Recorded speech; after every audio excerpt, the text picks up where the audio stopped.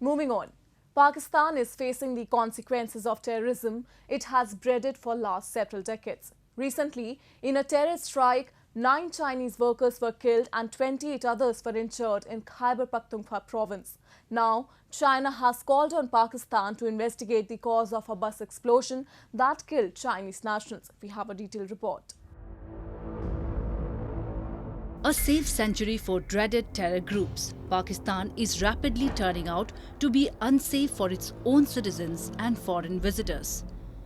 On July 14, a bus explosion killed at least 13 people, majority of them Chinese nationals, near Dasu Dam in Khyber-Pakhtunkhwa, a province known to be stronghold of the Taliban and Al-Qaeda.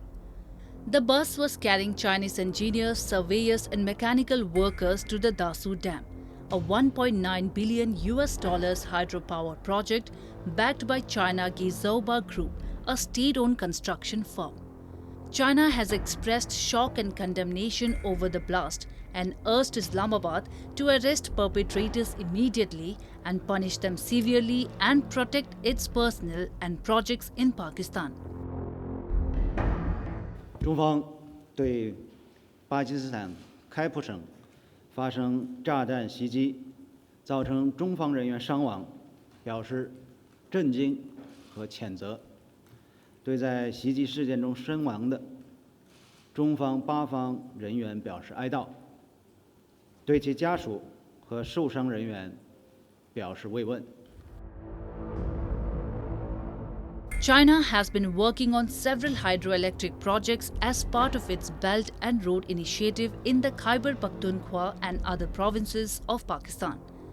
The indigenous people have been opposing these mega projects as they feel threatened due to growing Chinese influence and investment in the region. On several occasions, the Chinese workers have faced opposition from the Pashtuns, the Baloch and the Sindhi people. In April, the Tehreek-e-Taliban Pakistan claimed responsibility for a deadly bomb blast at a luxury hotel hosting the Chinese ambassador in southwest Balochistan province.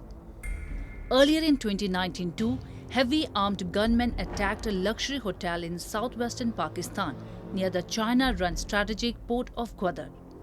These attacks clearly expose the grim security situation for foreigners in Pakistan, especially Chinese nationals. CPEC corridor, which is being constructed by China from Gwadar port right up to connecting Xinjiang and Lhasa. This CPEC corridor actually runs through this area and through Baltistan and Pak-occupied Kashmir. And in this whole area, there has been a lot of domination and a lot of hegemonistic design of the Chinese regime.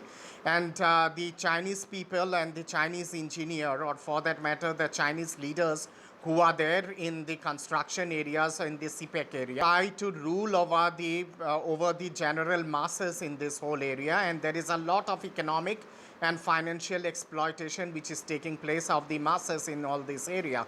And this is something which the tribal warlords and the tribal communities in this part of Pakistan, they resist and they cannot accept this and they are not able to tolerate this. Thirdly, this area is extremely rich in natural resources as well as in mineral resources.